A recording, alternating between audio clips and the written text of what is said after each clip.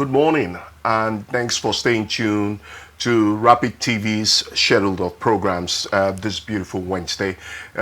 This day started with, would I say, showers of blessings? In some parts, it's been raining cats and dogs, but all the same, we'll do our best, as always, to keep you up to speed with developments as they evolve.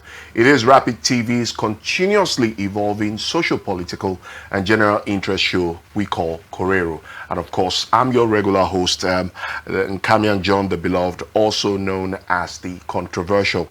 Today on the show, we will be discussing a very unlikely subject. I know yesterday we talked about the Edo elections and the fact that we are doing a build-up.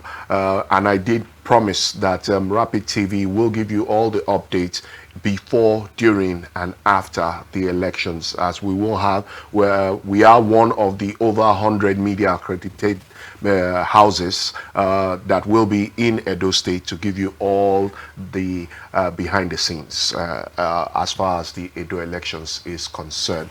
But today, we're a little diversion from politics as we look at the subject of education. The biggest question right now for anybody in the educational sector, just like in the medical sector, is why are Nigerians pursuing their academic pursuits outside the shores of this country. One country that has enjoyed a array of Nigerians coming to their shores in a bid to better their academic pursuits is Ireland. In fact, I hear Ireland is one of the #1 destinations. Then you talk about Canada, then you talk about... But the most shocking thing is that Nigerians are pursuing academic pursuits in even the most remote parts of Europe. Now, a good example was when the Russia-Ukraine war started. It came to me as a big surprise to know that about 75% of the Nigerians who were repatriated home from Ukraine were actually students who had gone to Ukraine to pursue one academic area of discipline or the other. Fortunately, I had the pleasure of having one of such students who had gone to Ukraine to study medicine, but only to come back to Nigeria and say, you know what, media has always been my first love. Let me go into media. And she shared quite harrowing experience of how she was, how travel documents were stolen. She was exposed to very harrowing experience. And listening to her, I begin to wonder, yes, every parent naturally would want the best for their child, especially academically. But is it enough to be able to expose our wards and our children, all in a bid to give them a better life, to some of this harrowing experience we hear in Europe? Well, today I have someone who in some ways is a proponent of academic pursuits outside the shores of Nigeria. And you can't blame him, neither can you blame any other person who would encourage his son, daughter, or children to pursue academic excellence outside the shores of this country. After all, our academic system is near comatose. As we speak, ASU, some universities are already on strike. Some polytechnics, one is not really sure when we will get it right academically. There's been a whole lot of hula baloo as far as our academic sector is being concerned. Of course, the one that the one that broke the camel's back was that BBC report on sex for grades. And I mean, being a father of a princess, I begin to worry. Is it safe to send my daughter to a Nigerian university? Of course, in Nigeria, some private universities pride themselves to be above board as compared to public universities, as it were. But all of that and more will form today's conversation right here on Rapid TV's continuously evolving socio-political and general interest show. We'll take a quick breather, and when we come back, you get to meet my guest, and then, of course, we have that conversation right here on the show. Do stay with us.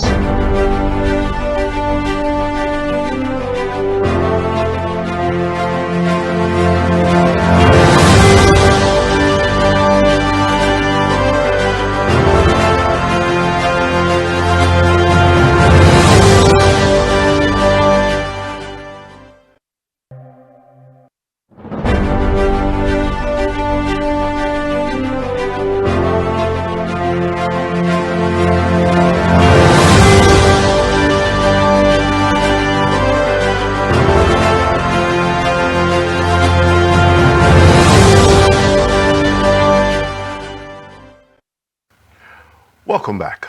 If you're just joining us, this is Korero, Rapid TV's continuously evolving socio-political and general interest show. And today we are looking at the educational sector with particular bias for why Nigerian students, are seeking their academic pursuits abroad. I know in recent years, the focus had been on the medical sector, where there had been an influx of our doctors and even nurses leaving the shores of this country, seeking better, will I say, greener pastures in America, in the UK, and other parts of Europe. I remember growing up as a child in this country, and you would hear that most of our doctors were going to Saudi Arabia. At that time, Saudi was the #1 destination for medical personnel. But over the years, that trend has not changed. Instead, it has even grown bigger, and even our educational sector is involved. And what we have seen in recent years is a large influx of Nigerian students seeking better academic pursuits outside the shores of this country. This morning, joining me to have this conversation, my guest, Victor Kelechi, is the lead consultant, Vic Education Consulting, here in the Federal Capital Territory, Abuja. Victor, it's great to have you join me on the show this morning. Thank you so much. We've been having this conversation for quite some time. Yeah. Finally, it's happening. As I said at the start of the show, I know you're a proponent for Nigerian students who are seeking better academic pursuits abroad. In recent times, how attractive has it been? Because I know you have been at the forefront. Your consults for Nigerian students who seek to be able to go abroad to further pursue their academic quest. But in recent times, the current economy here in Nigeria, naturally, where even to make a passport now, you're paying like twice or thrice what you used to pay. And of course, getting to travel, it's going to cost you millions. The burden only lessons if you are able to secure a scholarship. So let me start from there. From your experience in recent times, how many Nigerian students have been able to secure scholarships to be able to pursue their academic quest abroad? That's a question. Okay, so thank you first of all for having me. It's a pleasure to be here on Rapid TV. Not so many students have been able to secure scholarships. But yet, Nigerian students turn out to be, the top of their class. Yes. Between last 2 years, we've celebrated a number of Nigerian students who have come out with first class. Yeah. I can tell you that most of the students we have facilitated their applications to study abroad, they are doing very well.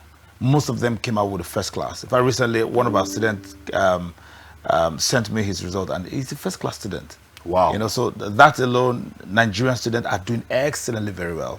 I can tell you for sure. So, from your experience, where is the number one destination for academic pursuit for most Nigerian students? Okay, so it tallies, you know. Some people will see some certain destinations as number one, and some will look at this other one as number one, right? Over time, the US has always stood out to be the number one destination, Why? you know, and that's because of the benefit that comes after your studies in the US, Okay. you know.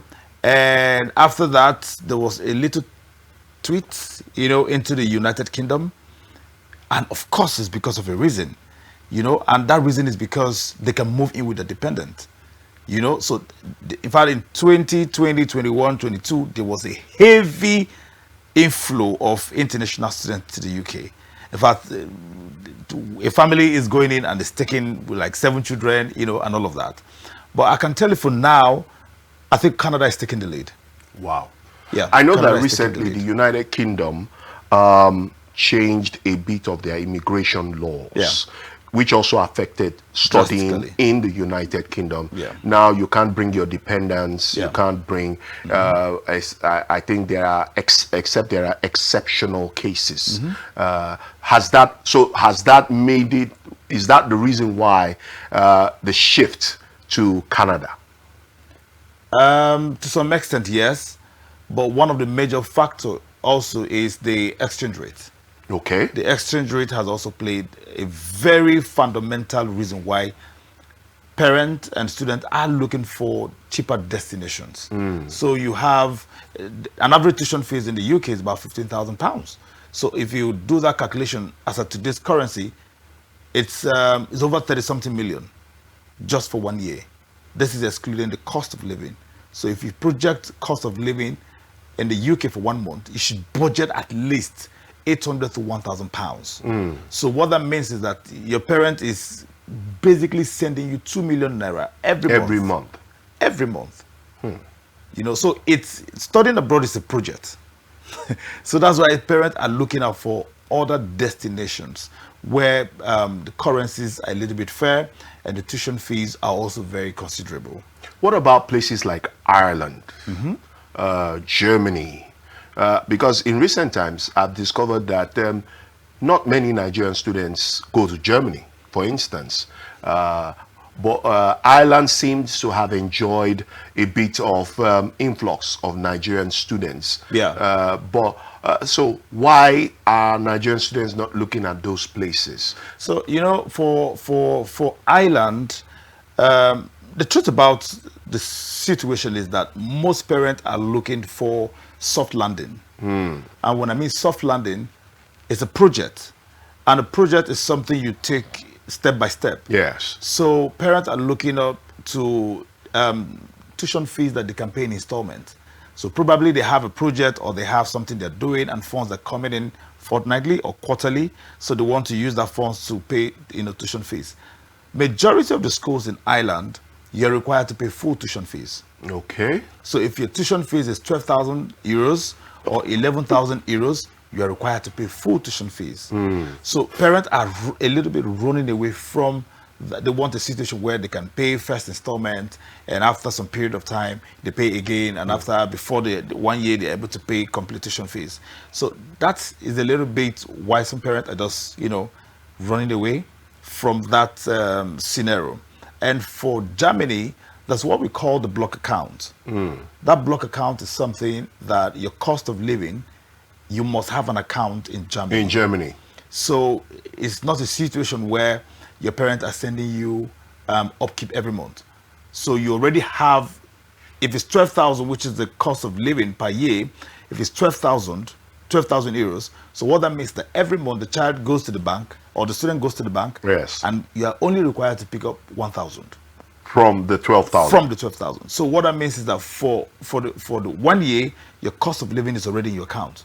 So some parents are saying, I don't have this money to, you know, to domicile in that account. You know, and some parents will say, oh, my child cannot finish 1,000 euros in 1 month. What is he eating? What is he doing? You know, so some parents would prefer every month they are sending 500,000 naira, they are sending 300,000, as the case may be. You know, I have a student that goes to the bank every month to get 1,000, right? When he gets 1,000, he uses 500 and send back 500 back home in Nigeria. Yeah. So I think that's one of the reasons. I feel there's so many other reasons. I mean, this is just my own opinion why a lot of people are tilting towards where they're going to do a whole lot of commitment. They want a place where they can do things in installments. And with proper planning. Now, from your experience, let me ask this. How has business been in the last 3 to 6 months, considering the current economic crunch? I think it was Funny Bone who made a joke recently. He held a show on over the weekend, and he said for the first time that this was the hardest show for him to sell, that even when he went to see a big man, the big man could see him and he could see the big man. The big man was telling the security man, I'm not at home, and that he could understand because of the current state of the economy. So how has business been for you? Naturally, there will be students who will show indication that they want to study abroad. But how easy has it been for them and their families to be able to make that dream come true? I can tell you, as of last year, we had over 250 students. 250? 250 students on our list planning to travel this year, this September. 250. As I speak to you, as at June, we had less than 30. Wow. Yeah, we had less than 30. And the basic fundamental issue was the exchange rate. As of last year, pound was about 1,000, 1,002, was fluctuating. But today is about 2,000.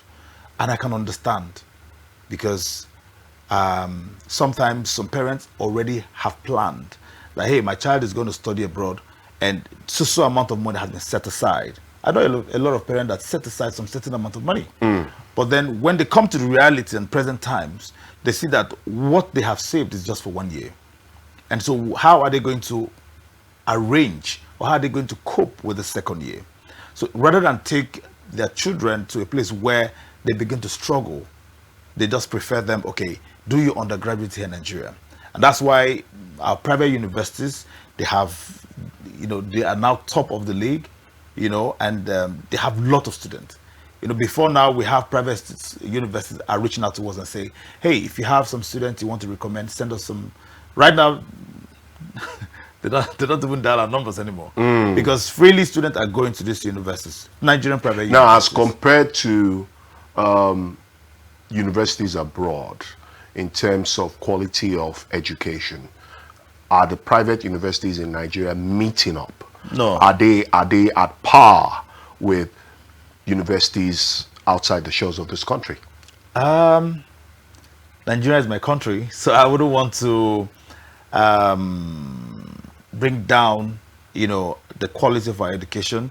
I know it's a work in progress. There's a lot more even our private universities can do. However, I also know that the universities abroad, more especially in the top countries you mentioned, the US, UK, Canada, Australia, Ireland, their universities, I can tell you, they are top. And of course, their certificate is globally recognized. Okay, so that's where that's the game changer as far as academic pursuits. The fact that these universities are globally recognized as compared to our private universities. I can tell you with fact that sometimes most of our students who have Nigerian certificates, yes, when they go to some companies here in Nigeria, private companies, yes, and then you have a student who went to the UK or the US, more especially engineering and science program, they will take the one from abroad first.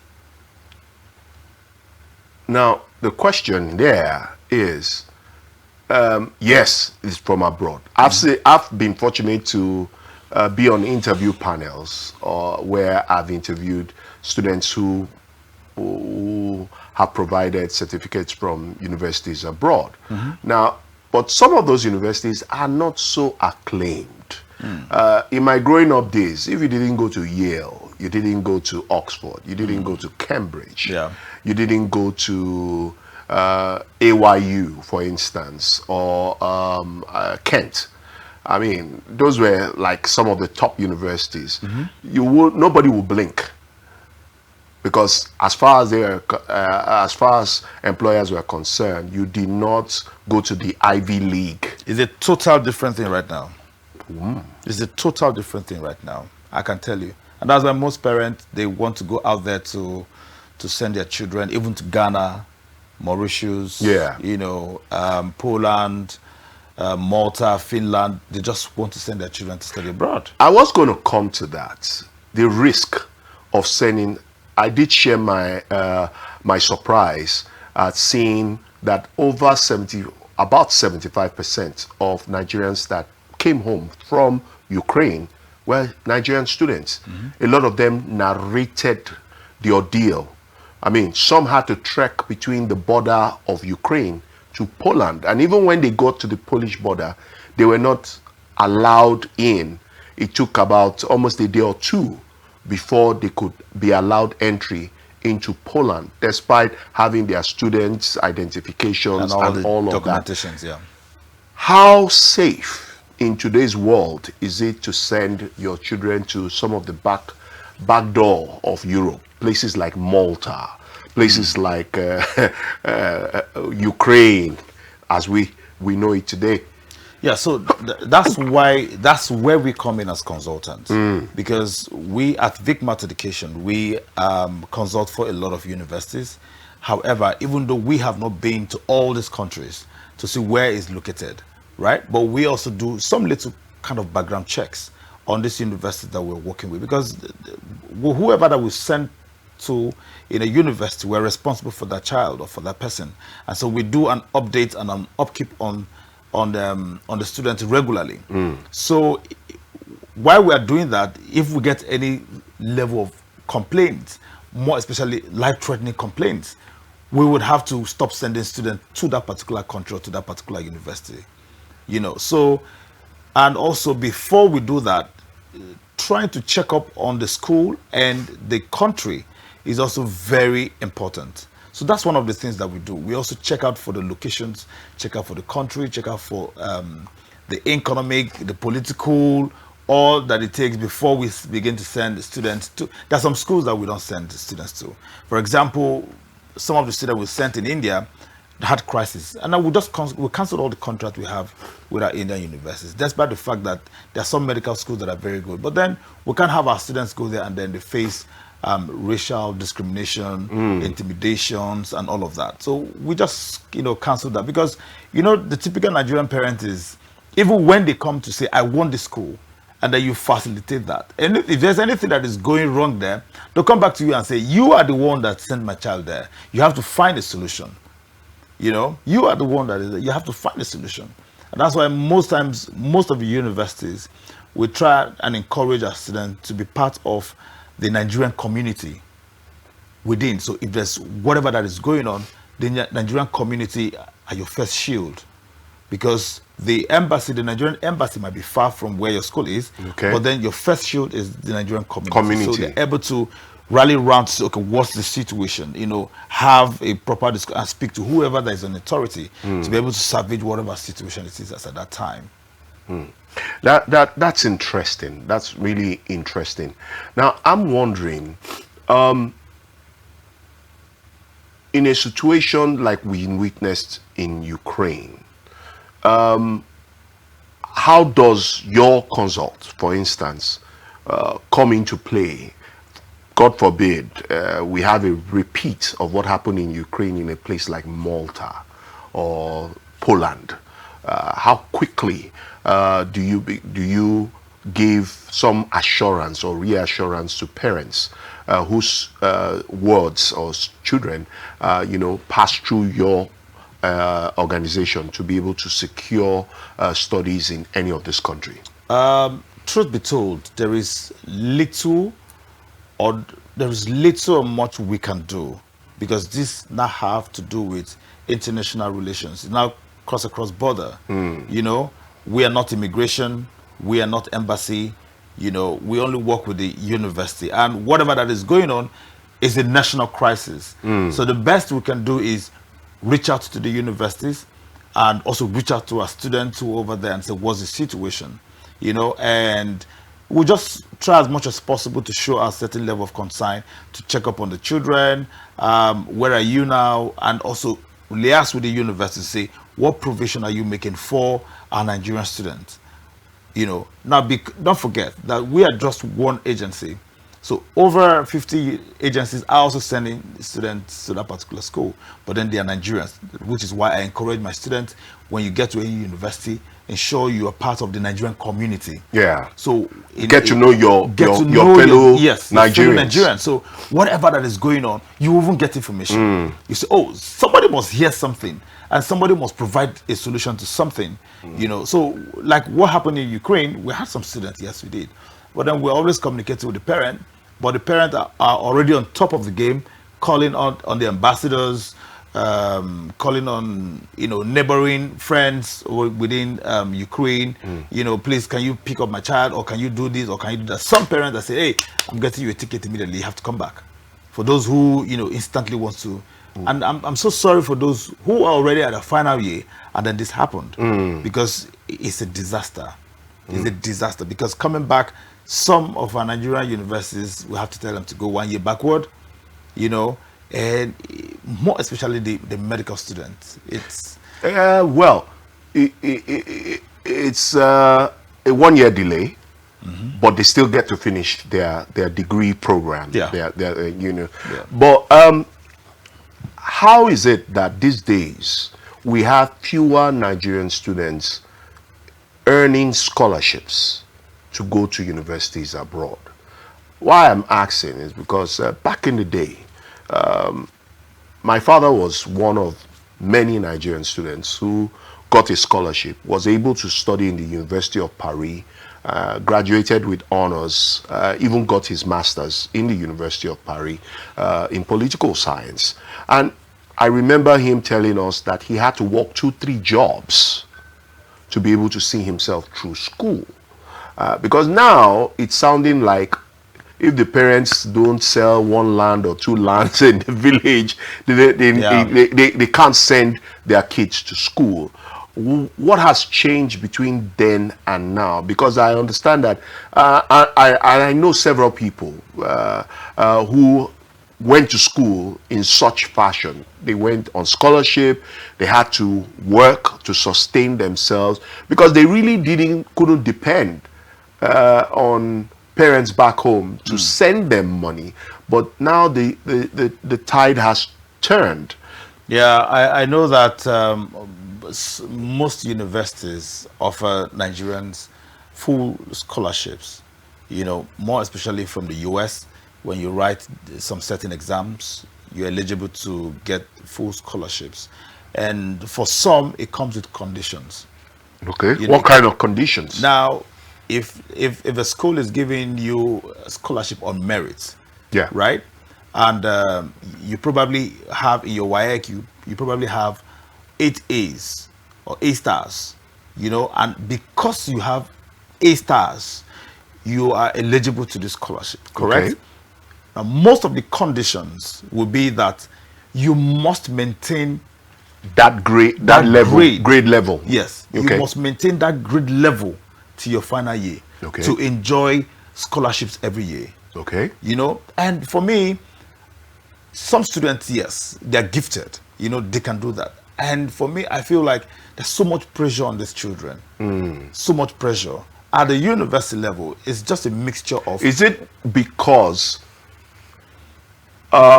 several surveys have been done to show that Nigerians are always top of their class as far as the US is concerned? More Nigerians have PhDs, master's degrees, more Nigerians have several degrees and all of that.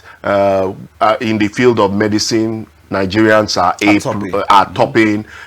In the field of science, we even have 1 or 2 Nigerians in NASA and all of that. Is it because we excel at such level? That's why the expectations are high from these American universities, that they decide to keep this criteria, especially when it has to do with Nigerian students. I can't say for sure, because I also know that these scholarships are not only open to Nigerians alone. You know, if a university is bringing out about, let's say, $200,000 for international student scholarship, it's cut across everybody, including Africa, some other countries, as long as you meet the criteria. So in Africa, they can say, okay, we are giving $150,000 for Africans, you know, international students. So if you meet the criteria, then you are there.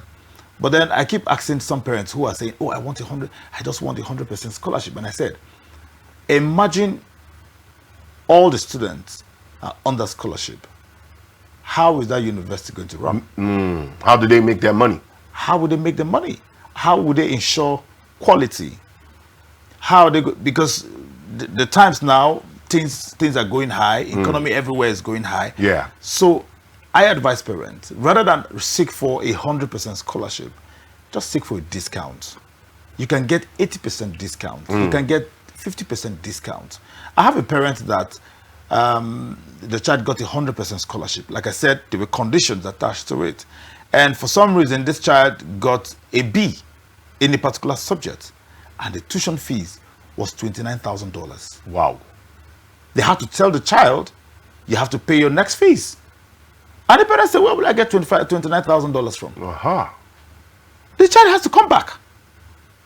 So you see the disadvantage. You know, anything can happen.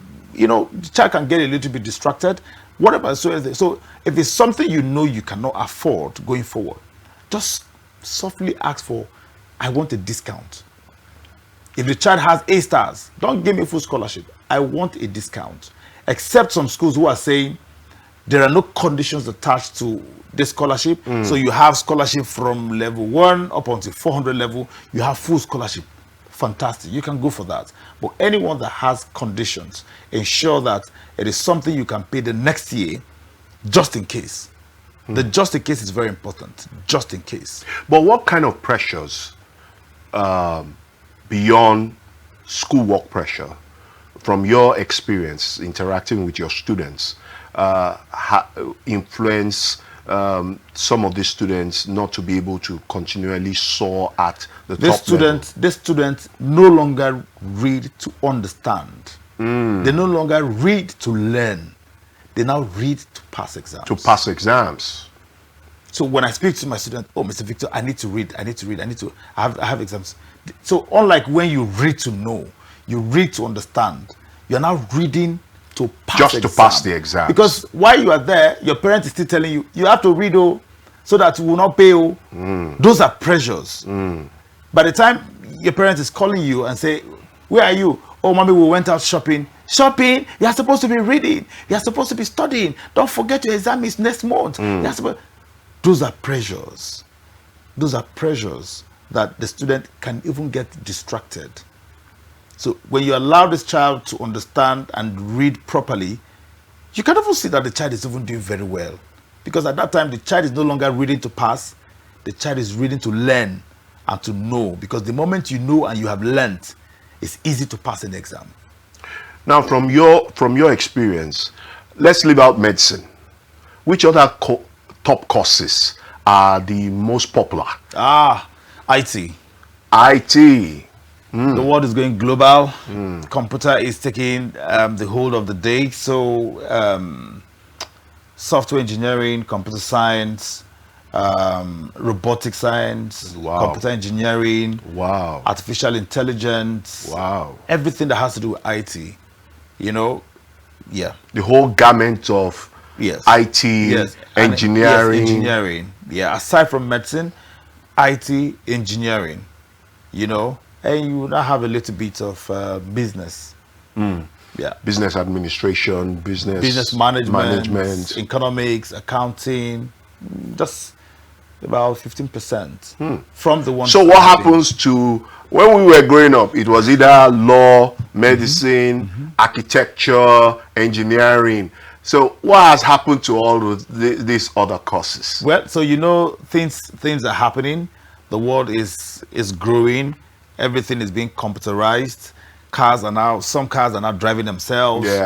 You know, you can communicate with somebody on video call here, and the person is over 10,000 meters or 20,000 kilometers away from you. So the world is revolving computerly, you know, and that's why parents and counselors are now saying, oh, you want to choose a course, or you have to do this. However, we still have quite a number of students. But I know some parents are saying, will tell a child, you want to study business? I will not spend my money. I will not spend 20 million naira per year for you to go and study business. I'll take you to Onitsha. Go and learn business. Those ones, they have practical knowledge of business more than you that want to go and study it. So you go and, it's better you be in one boy. Yes. It's better you go and serve an Igbo man in Onitsha who has billions, you know, than you. Some parents will tell you, no, they won't do that. No, but how convenient is it? Or, considering that this child has gone through the educational system here, many secondary schools don't even have computer, you know, accessories to allow them use the computer. They are taught IT, but theoretically, and have little or no practical. So how are they quick to be able to meet up with their counterparts abroad who naturally are exposed to these things? These things are, I mean, the average family in the US must have one computer in the house where the child can do his or her assignment, because by the time they get to high school or junior high, they're already doing computer. One of the countries, for instance, as a parent, I would have loved to send my daughter to is Korea. Why? Because from primary school level, they teach robotics. They teach, virtually every aspect of IT. So by the time you are finishing high school, Samsung, for instance, is one of those big companies that gives out scholarship to Korean students. And by the time you finish university, there's a job waiting for you, which was something that we used to see here in Nigeria back in the days. As you're finishing university, there's a job waiting for you. So how do your students, how are they able to make that switch? You know, considering that they're coming from an educational system that has so much deficit. So I can tell you for sure that 95 or 97% of students who go for an undergraduate program, right, graduated from top private secondary schools in Nigeria. Do you understand? So, not public. Not public. Wow. Some public, but I can say 97%. 97%. There are some tuition fees. Secondary school per year is 6 million, 7 million. True. Per year. So a parent who can pay 7 million to 8 million per year for their tuition fees in secondary school can afford 15 million for university per year, right? So these private universities, they already have the systems in place. Their computer labs are top notch. They're very good because it's private, not government. So, you know, sometimes in government secondary schools, most times, when you go to the lab, you know, there's probably no lights to do anything. You know, I remember when I was in secondary school, about 2002, thereabout, here in Abuja, our computer lab was just, inaugurated. But then there was no light, there was no internet. So we just go there and we look at it, you know, and then everybody goes back, you know. So there was little or much that we could have done as at that time. And then up to now, maybe some very few public secondary schools have been able to develop, but then the private universities, they have these things in place. But there are some students that I speak to you, we exchange emails almost every day, and they're in boarding school. So they have access to their lab anytime they want to do research. And it's very important. Research is very important. You see, research is one of the things that I think secondary schools should take very, very, very, for students to be able to do their own research, come up with their own ideas, their own thing, their own discussion, their own findings. And that's why is the difference. Abroad, when you copy somebody, it's plagiarism, and they can expel you. they can expel you just because you copied somebody's work. Yeah. So everything you do has to be your work. Has to be original. It has to be original. And you can only do that when you have the technical knowledge on how to do research. No matter, even if it's fine S, or even if it's a mere topic, but your own, it might sound stupid to somebody else, but that is you. That is your research, and that is what you have come up with, and that's what they appreciate a lot. So, how often do you have students and parents wanting their wards to go to places like Japan, Korea, to study? Why? I don't know. So, most of those countries too, language barrier language is a serious barrier. Yeah, I can agree in a place like Japan. But we've seen students. There's a video that went viral of a Nigerian student, top of her class, who was speaking Mandarin on the day of graduation. So naturally, again, Nigerians seem to be breaking the language barrier. So one wonders if you look deeply,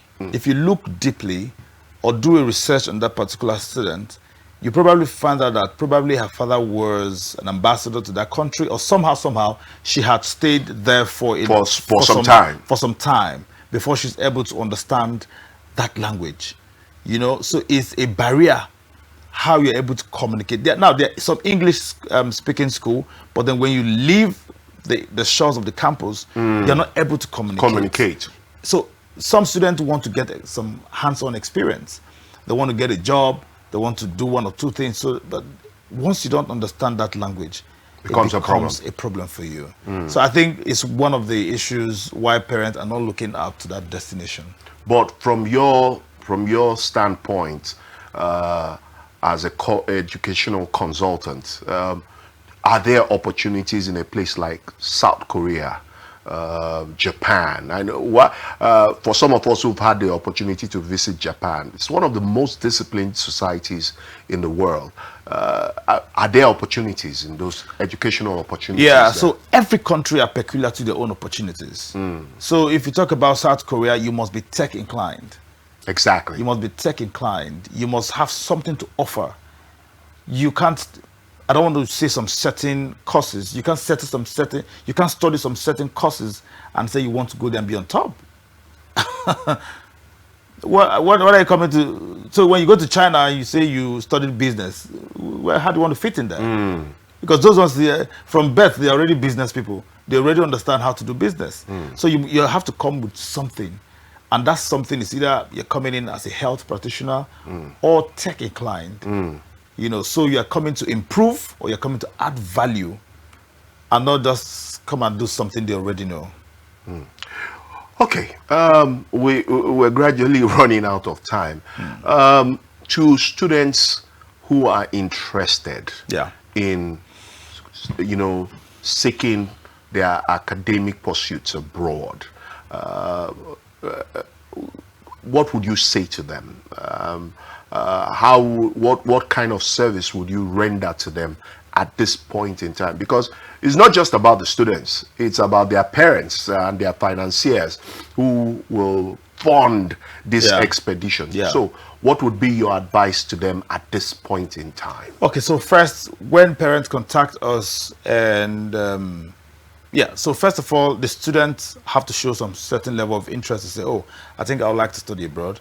And they discuss with the parents. Some parents at SS1, SS2, they already have this conversation with the children to say, okay, I think you're going to be studying so countries, so time. When you're done, some come with a condition. If you make A stars, you're going to study abroad. If you make B or C, you're going to be in Nigeria. So that child, will buckle up to make A stars. But one of the things I speak to parents the moment they come to me is I need to have a counsel with the child.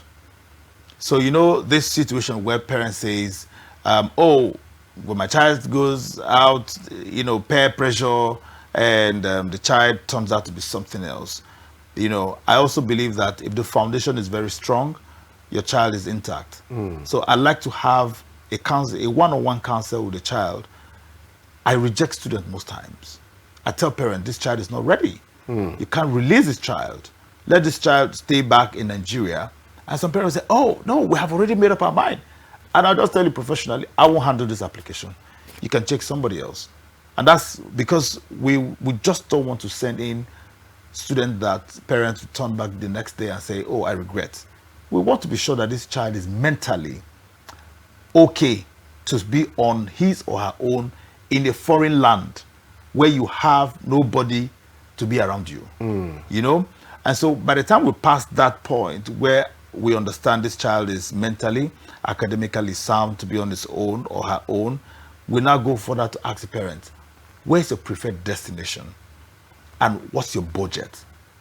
So a parent said, oh, I have 10 million and I want my child to study in an Ivy League school. And I said, where? Where? He said, either UK, just find me anywhere that the school is very good.